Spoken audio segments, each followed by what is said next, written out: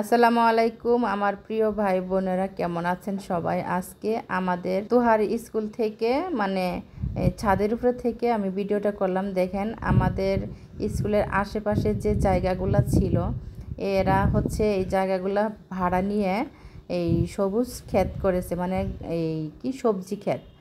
তো দেখেন অনেক সুন্দর সুন্দর সবজি পাওয়া যায়। আমরা এখান থেকে কিনে কিনে খাই, তাজা তাজা জিনিস খাই। যেমন লাল শাক আছে, পাট শাক আছে, ডাঁটা শাক আছে, বিভিন্ন ধরনের শাক আছে, লাউ শাক, তারপরে হচ্ছে এই কী শাক, মিষ্টি কুমড়ার শাক আছে।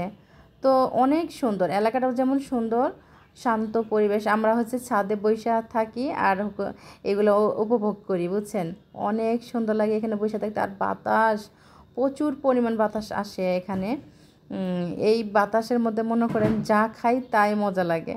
তো বাচ্চাদেরকে নিয়ে আসি, এই ফাঁকে আমরা এখানে আড্ডা মারি।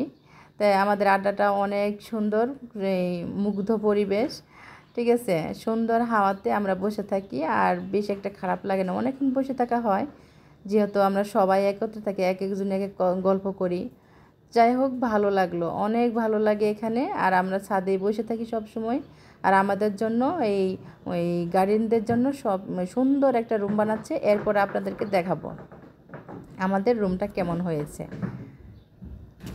এর উঠবা না, এদিকে আসো, এই যে এদিকে সুন্দর লাগে জায়গাটা।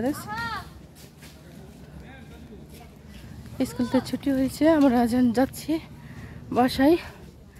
তো এই জায়গাটা অনেক সুন্দর, তাই আপনাদেরকে দেখালাম। দেখেন এত সুন্দর জায়গা, ঠান্ডা শুধু। আর এই যে তুহা, এই যে দুষ্ট তুহা, এই বাস পড়ে যাবো, বুঝো না কে তুহা।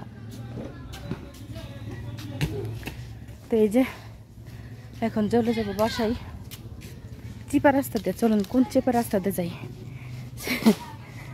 ওই যে ছেলেরা খেলতেছে, দেখেন এটা আমরাও খেলছি অনেক সময়। দাঁড়াও, দাঁড়াও একটা ছবি ওঠাই। তো এদিকে তাকাও, তাকাও এদিকে। এই যে বলছিলাম না, চিপা রাস্তা, এই দিক দিয়ে যাব। আর হচ্ছে যাওয়ার সময় দেখি বাচ্চারা খেলতেছে। তো তুহা ওখানে দাঁড়াইলো, কতক্ষণ দেখা শেষ হয়ে এই যে দেখেন, এই যে চিপা রাস্তা দিয়ে যাবো। তুহা আমার আগে দৌড় দিছে, ও তো সবসময় দুষ্টুমি করে। এই যে এখান দিয়ে গেলে আসলে নিজেই ভয় লাগে, কারণ এখান দিয়ে আমি যাব আর একটা ছেলে মানুষ যদি আসে, হ্যাঁ। তো এই দুনিয়ার তো অবস্থা ভালো না। তো যাই হোক, এখান দিয়ে যাব। আর যাওয়ার এই যে দেখেন, তুহা আমার আগে আগে চলে যাচ্ছে। আর এইখানে হয়েছে একটা গর্ত আছে, তো গর্তের মতো দাঁড়ায় থাকে। আমার ভয় দেখায় যে আমি পড়ে গেলাম এরকম করে। কেন যে এই গর্তটা আগলা রাখছে আল্লাহ জানে। আর এই যে বাসায় এসে পড়লাম, বাসায় এসে ছাদে কাপড় ছিল, গোসল টুসল করে কাপড়গুলা নিতে আসে। সকালে ধুয়ে দেওয়া হয়েছে, ধুয়ে ছাদে দিয়ে গেছিলাম। আর রোদ তো আজকে অনেক উঠছে, তো এই রোদ্রে শুকায় গেছে। সুন্দর কাপড়গুলো নিয়ে গুছাই রাখবো এখন। আর বিশেষ করে শীতকাল তো, হালকা শীত, এই কারণে রোদ উঠে অনেক। তো এই যে এখন বাসায় চলে যাব।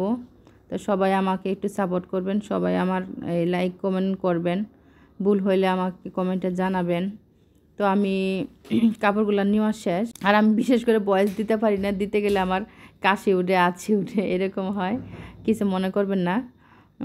তো এই যে এখন বাসায় চলে যাব। কাপড়গুলো নেওয়া শেষ, মশারিগুলো ধুয়ে দেওয়া হয়েছিল, 2টা মশারি ধুয়ে দেওয়া হয়েছিল। আর এগুলো আমি ধুই নেই, আমার খালা ধুইছে। তারপর উনি কাপড় দিয়ে গেছে ছাদে, আমি বাসায় চলে গেছি, স্কুলে গেছিলাম। আল্লাহ হাফেজ, ভালো থাকবেন সবাই।